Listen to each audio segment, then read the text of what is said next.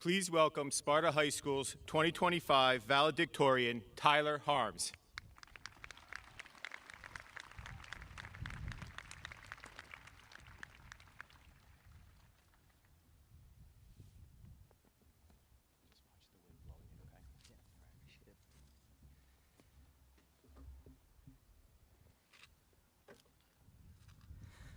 Did you know that, on average, the typical adult will lie once for every 15 minutes they spend in conversation?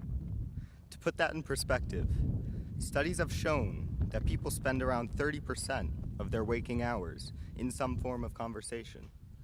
That's about 5 hours per day, and probably more for all of us unsleeping students, hardworking parents, and other dedicated individuals I address. That is a lot of lies. Why do I mention this? 2 reasons. 1, because you can get away with it. How many of you really think you are lied to over 20 times per day? I'm not saying you need to go and set a lying quota for the day or make it a habit by any means, but I'm telling you to speak with confidence. Because when you do, people tend to believe you regardless of truthfulness. Your recipient will be none the wiser unless you convey it to them. That is why you miss these lies that elude you so often. Second reason, my initial statement itself was a lie. Research shows people lie not every 15 minutes in conversation, but actually every 3 to 10 minutes, even more often. But you believed me, didn't you? If I could give you any one piece of advice, be confident in your words, be them true or false, as the true weight of your message is not in what you say, but how you say it.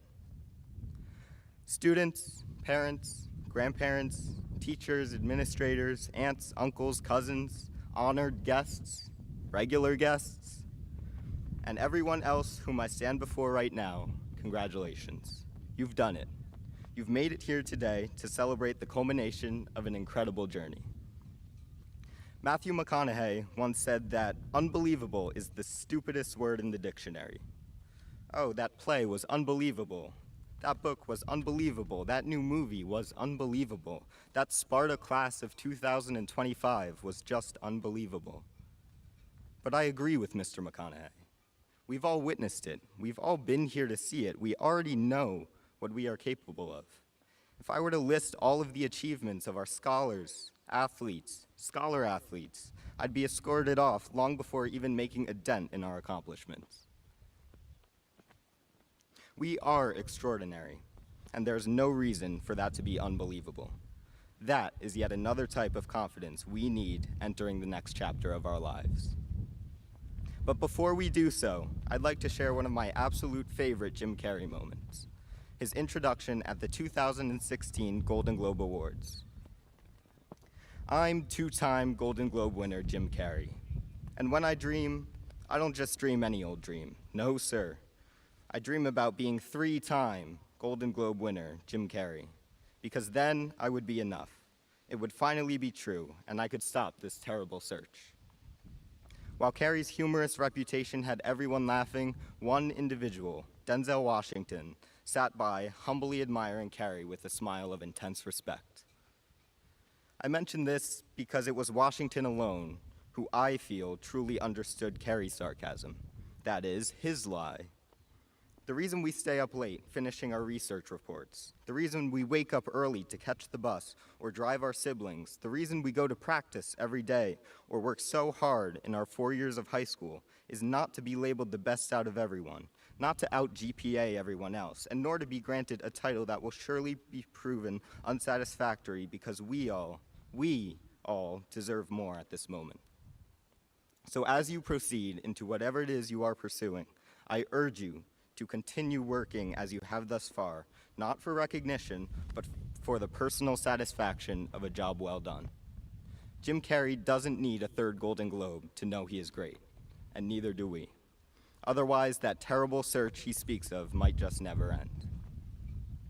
I owe thanks to a whole bunch of people, teachers and administrators. From myself and on behalf of the class of 2025, we truly appreciate you, and you will be missed. To my best friends, you know who you are. You'll be worth every plane ride back up from Alabama. To my cousin Brooke, who was dying for a mention, here you go. You and I have gone from our parents requesting we be placed in separate classes in elementary school to now graduating in complete harmony. But most importantly, thank you to my parents, who know well that sometimes my polite and happy attitudes are reserved for public appearances only. To the rest of the parents out there, you've dealt with similar unpredictable personalities, aka teenagers. Though not always expressed outright, know that we appreciate you greatly, and that is no lie. Class of 2025, you are not unbelievable. Rather, I know you have been phenomenal. I know you are spectacular, and I do believe you will be world-changing. However unbelievable it may seem right now, that one is not a lie either. Congratulations, parents, administrators, guests, and most importantly, fellow graduates. Thank you.